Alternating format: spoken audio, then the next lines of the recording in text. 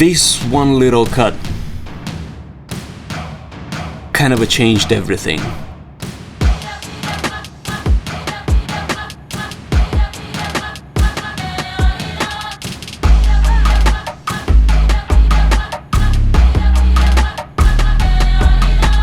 So now when we come back to the shape of the instrument, the cube, it has its beauties. It has a good sustain, it has good transfer function. But the problem is that it has fixed shape, fixed materials. In other words, it has fixed characteristics. And if you think about how the body of the instrument works, it works as a prism. So anything you put through that prism will have the character of a prism. It basically works as an impulse response. So anything you put through that impulse response will get some features of that impulse response. And that is funny because I was testing some impulse responses before. Let's say I just make an impulse response of a note C on a piano and just record it and then use that sample as a note C, and then whatever I played would have the character of a C note. And if I play C over C, it would obviously resonate massively and it just start ringing. So here with the cube it is the same. And that is not what I intended to have with the instrument. I wanted to be flexible. I wanted to have more variations, and to be locked to one impulse response is not flexibility. So I had to make a pretty hard decision and cut it. It is sort of a leap of faith, and once in a while you have to do it. And I had my leap this week. And I went to the workshop with pretty much one mission: to cut one of the walls. At least one, to start with the one.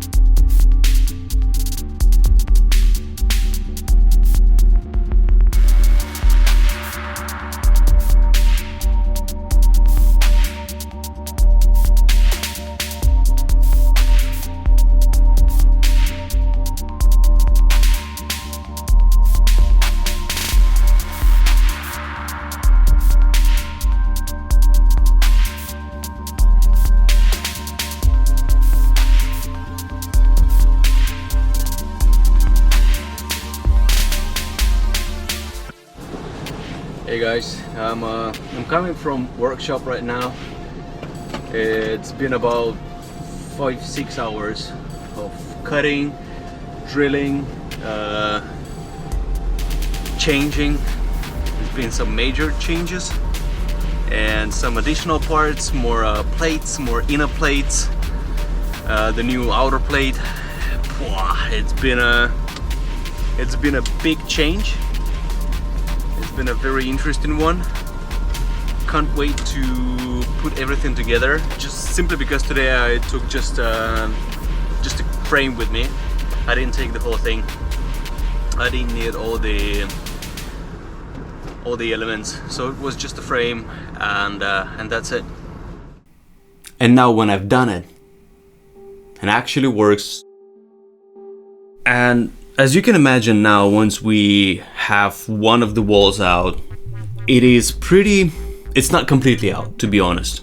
And I left like 4 centimeters on each side, and it made the difference because now I can apply different materials, different walls, and etc. You can imagine how it changed the perception of the instrument in terms of dimensions, because I've been thinking mostly within dimensions of a cube. It's flat or it's going to the sides, and now we have the height, now we have the z-axis, and it's just crazy how complex it became with the one move. Let me show you. So now I have this basic setup. It looks fantastic, by the way. I'm applying these flat ones, top and the bottom, but it could be changed to the entire wall, and the entire wall could be twice as long as 30 centimeters. So this one is a back wall 30 by 65, and it has much more sustain. It has much lower features. It's not finished yet. I will change it so I can make more of those weird sounds. But what I'm trying to say here is that this one little cut kind of changed everything. It's not a fixed unit, it's an absolutely flexible beast. And it sort of encouraged me to buy more springs. Springs are awesome, guys. Springs are damn good. The sustain that they're carrying is just crazy. Still ringing. Still going. It's just crazy.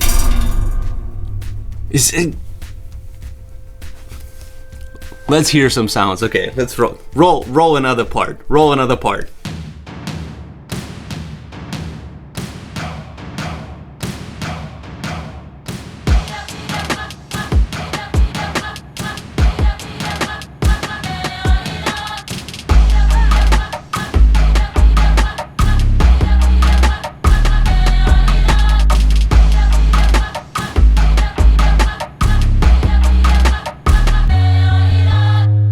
Well, let's make some sounds. Let's make some noise.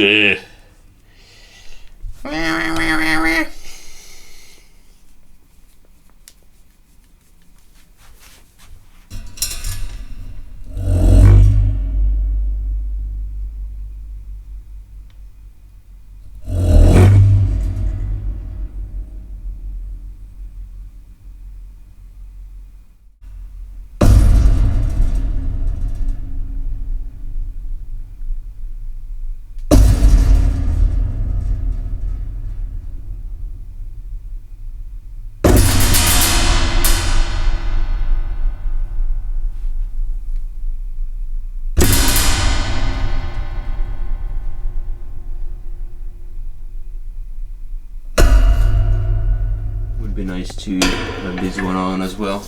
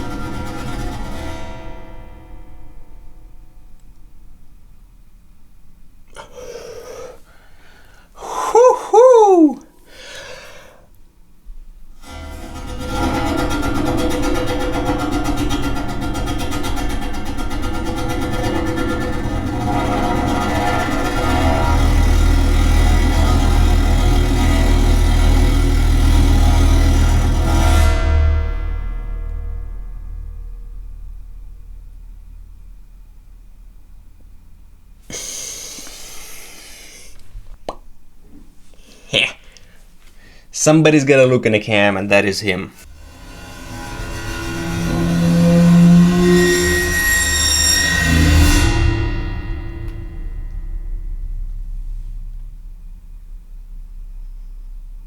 The problem of being a sound designer when your knees are cracking all the time is your knees.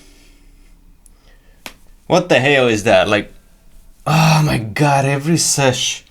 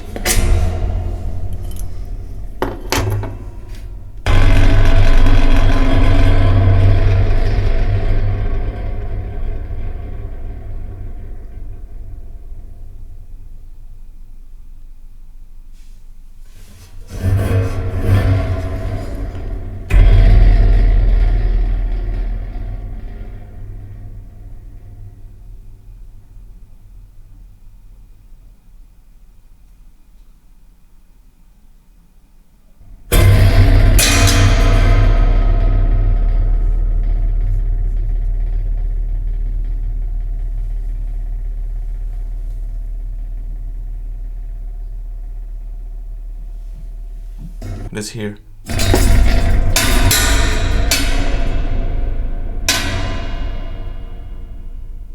Yeah.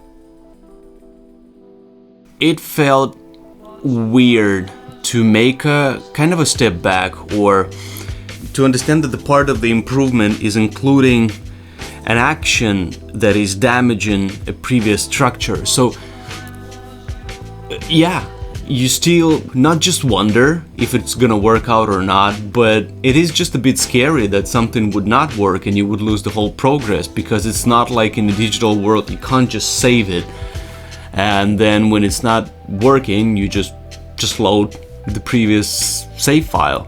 That set of emotions is really interesting and it's really fun at the end of the day. I'm saying, well, of course I'm saying that because it worked out, not because I failed massively, and I still be optimistic about it. It's much harder, even though we're once in a while talking about fails that we're having. It is mostly fails. The whole process is made out of fails, but it also made out of happy little accidents. Mr. Bob Ross. It is so satisfying to make something you've been afraid of and succeed at it. If you have something right now, like some kind of challenge that you've been postponing, maybe it's time to do it. Fail and do again, or maybe not fail. As you can see, sometimes it actually works.